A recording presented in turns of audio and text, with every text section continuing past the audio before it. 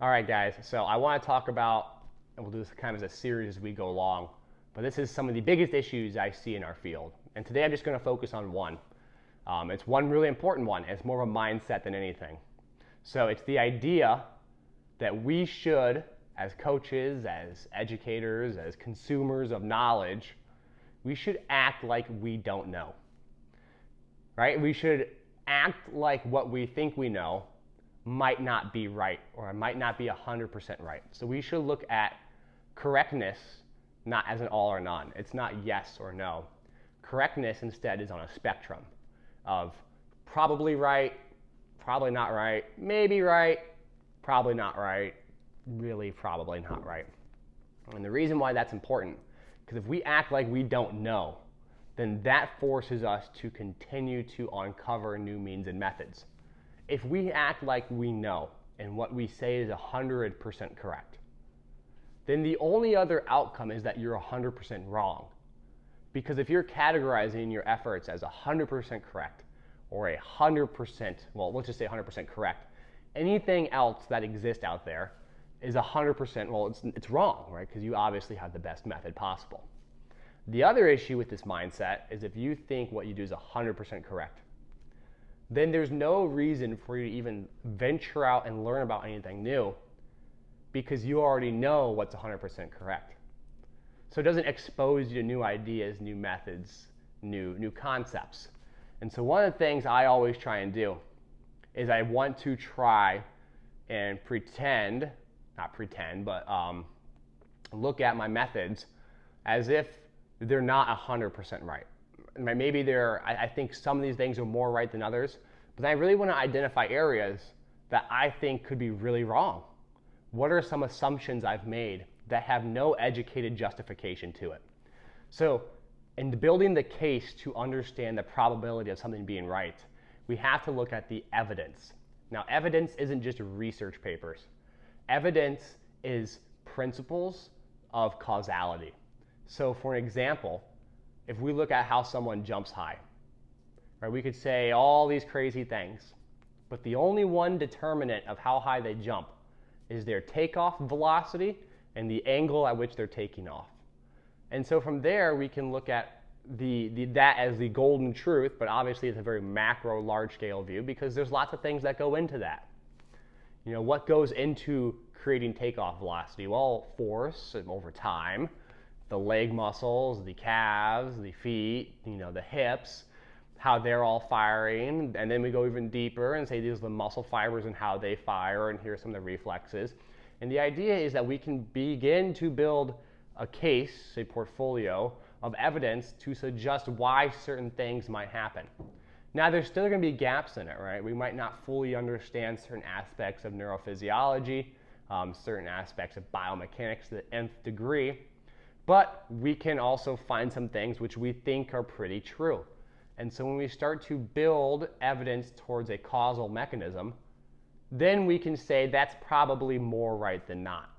If we struggle to actually give a causal mechanism and we don't actually understand why we think what we think, then we need to A, try and understand what those causal mechanisms are, or B, look for other areas that might have better causal explanations. And this is going to help you as a consumer understand things. A simple example is to look at, say, someone jumping again. And you might say, well, they need to have high velocity at takeoff. So everything I do should be high velocity, super fast movements.